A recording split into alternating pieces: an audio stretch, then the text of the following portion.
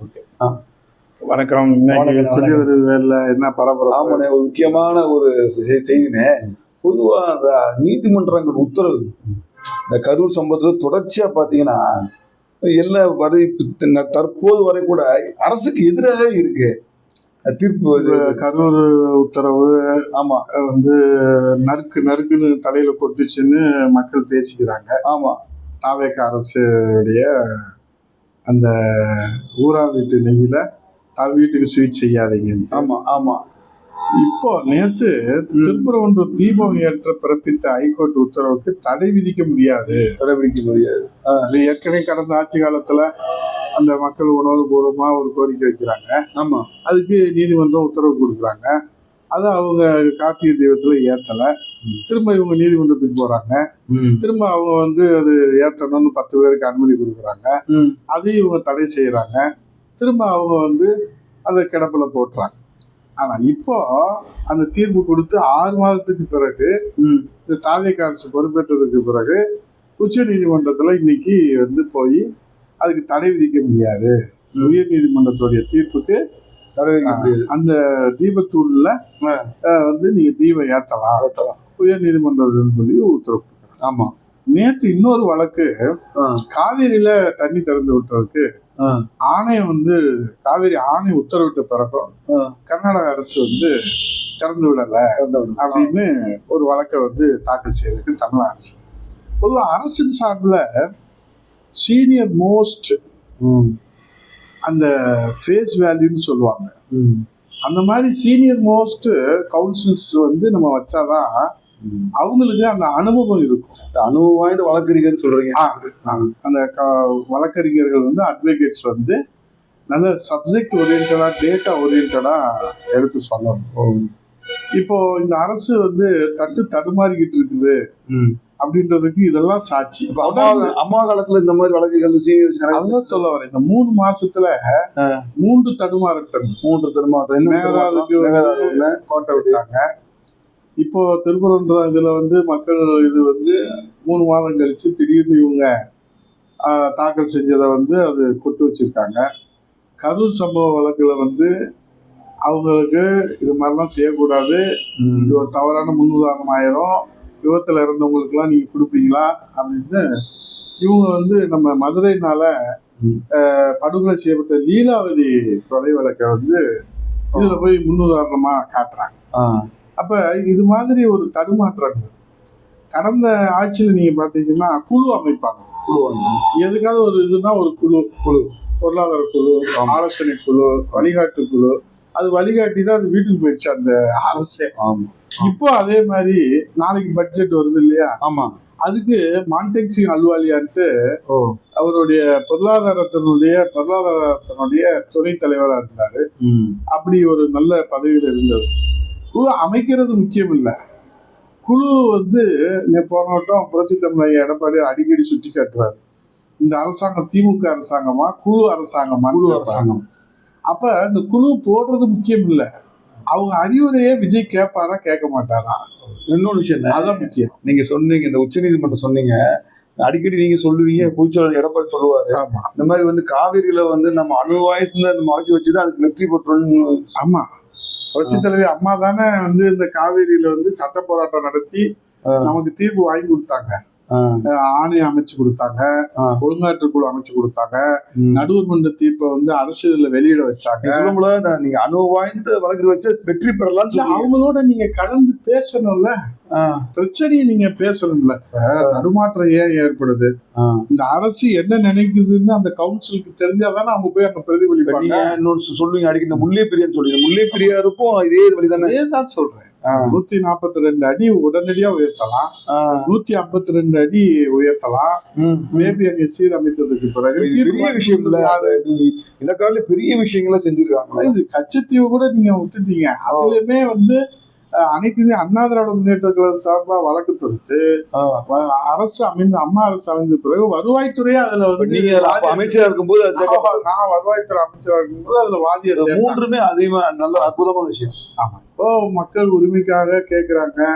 இந்த தடுமாற்றங்கள்லாம் நம்ம பாக்குற போது இந்த அரசு என்ன நினைக்குதுன்றது மக்களுக்கும் தெரியல, அமைச்சர்களுக்கும் தெரியல, அவங்களுக்கு ஆதரவாளர்களுக்கும் தெரியல, அவங்க வழக்கறிஞர்களுக்கும் தெரியல. அரசு என்ன நினைக்குது, என்ன செய்ய போறோம், எதுவுமே வாய் திறக்கலன்னா. காவேரியில தண்ணி வரல, கர்நாடகாவுக்கு போறாருன்னு செய்தி வெளியே வருது. ஆமா, வேளாண்மை துறை அமைச்சர் கர்நாடகத்துக்கு பெங்களூருக்கு போறாருன்னு சொல்றாரு. அங்க இருக்கிற முதலமைச்சர் விஜய் வர்றாருன்னு சொல்றாரு. பள்ளிக்கல்வித்துறை அமைச்சர் அதெல்லாம் இல்ல, அதிகாரப்பூர்வ அறிவிப்பு இல்லைங்கிறாரு. மின்சாரத்துறை அமைச்சர் விஜய் அறிவிப்பாருங்கிறாரு. ஆனா விஜய் இது குறித்து எந்த கருத்தும் சொல்லல. கடைசியில கர்நாடக முதல்வரே இங்க வர வேணாம்னு சொல்றாரு. இந்த தலைகுனிவு யாருக்கு? அவருக்கு கடைசியில் விஜயோட முடிவை கர்நாடக முதலமைச்சர் அறிவிக்கிறான்னு சொல்றீங்க. ஆமா, இங்க இருக்கிற முதலமைச்சர் இங்க இருக்கிற பிரச்சனைக்கு வாய் திறக்காம எந்த பிரச்சனைக்கு வாய் திறக்க போறாங்க? முதல்வர் உயிர்நாடி பிரச்சனையான மேகதாது பிரச்சனையும் காவேரி பிரச்சனைக்கும் வாய் திறக்காம வேற எப்ப அவரு வாய் திறப்பாரு? உண்மை இதுதானே முக்கியமான. நல்ல கருத்து சொன்னீங்க. அனுபவம் வாய்ந்த வழக்கறிஞர் வச்சு அதிமுக ஆட்சியில நிறைய அந்த முல்லை பெரியார் சாதிச்சிருக்காங்க, 50 ஆண்டு பிரச்சனை சாதிச்சிருக்காங்க. இவங்க அதே வழி அதிமுக வரலாறு பின்பற்றினது போதும்னு சொல்றீங்க. அதோட இதை பின்பற்றினால் வெற்றி அடிச்சிருக்கோம். அவங்களுக்கு இன்னைக்கு கூட ஏதோ திமுக அநாகரிகமா பேசிட்டாங்கன்னு தாவேக்கா போராட்டம் நடத்துறாங்க. திரிசாவுக்கு கொடுக்கக்கூடிய முக்கியத்துவம் காவேரிக்கு கொடுக்கலன்றதுதானே முக்கியம். இதே காவேரிக்கு போராட்டம் நடத்தி இருந்தா மக்கள் மகிழ்ச்சி அடைஞ்சிருப்பாங்கல்ல. இன்னைக்கு கூட மதுரையில, நம்ம மதுரைனால சொல்றேன், மதுரையில திரிசா நற்பணி மன்றம்னு போஸ்டர் ஒட்டிருக்காங்க, தலைப்பு செய்தியா வந்திருக்கு பேப்பர்ல. அப்ப காவேரிக்கு கொடுக்காத முக்கியத்தை தாவேக்கா அரசு திரிசாவுக்கு கொடுக்குதுன்னு விமர்சனம் வரத்தானே செய்யும். அதனால இப்ப அது அநாகரிகமா பேசுறது யாரும் நியாயப்படுத்த முடியாது.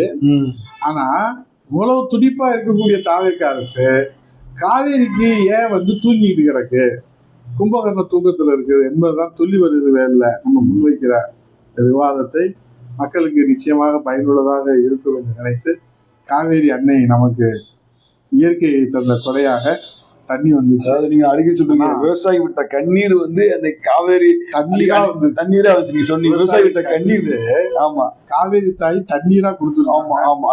அதுல என்னன்னா, நேத்து ஆடிப்பிறகு கலையில இருந்து போச்சு. அப்படி துள்ளி வருகிற அந்த பைப்புல தண்ணி வந்துச்சு.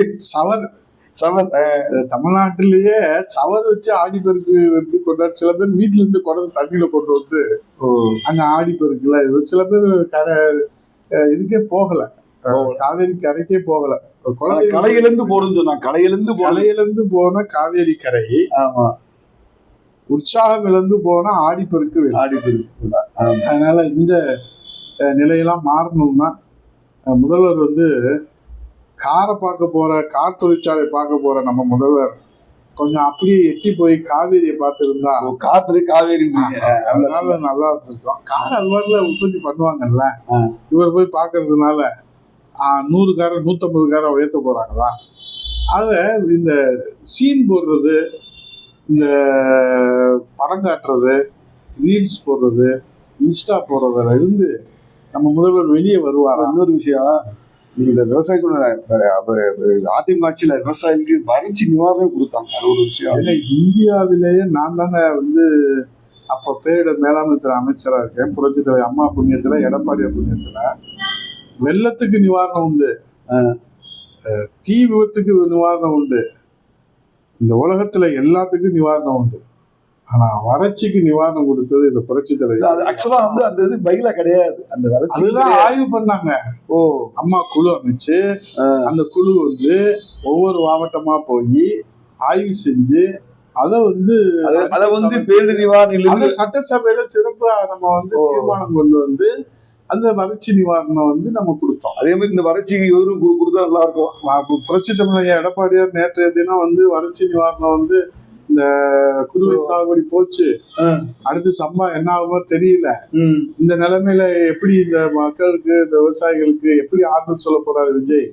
ஆகவே உரிய இழப்பீடு வழங்கணும், காப்பீடு வழங்கணும். அவர் விவசாயிகள் உணர்வோட அவர் விவசாய முதலமைச்சர் நம்ம அந்த உணர்வோட சொல்றாரு. நேற்று நம்ம மாவீரன் தீரன் சின்னமலை அவர்களுக்கு நினைவு நாள் அஞ்சலி செலுத்துகிற போது கூட அந்த வீர திருமகனுக்கு அஞ்சலி செலுத்தி விட்டு அவர் வந்து இந்த விவசாயிகளை பத்தி தான் பேசினார். அதுக்கு பிறகு அறிக்கையும் கொடுத்திருக்கிறார். இதுதான் செவிடங்காதல் ஒரு சங்கமாக நல்ல விஷயம் தான். இப்ப சொன்னது விவசாயிகளுக்கு வந்து நிதி கொடுத்து நான் சொல்றேன். தூங்குறவங்கள உசுப்பலாம், தூங்குற மாதிரி நடிக்கிறவங்கள உசுப்பலாம். உண்மை. சில பேரை சில காலம் ஏமாத்தலாம், பல பேரை பல நாள் ஏமாத்தலாம். ஆனா விஜய் அவர்களை எல்லோரையும் எல்லா நாளும் ஏமாற்ற முடியாது என்பதை சொல்லி வருகிறேன் தெரிவித்து நன்றி கூறி விடைபெறுகிறோம். நன்றி, வணக்கம்.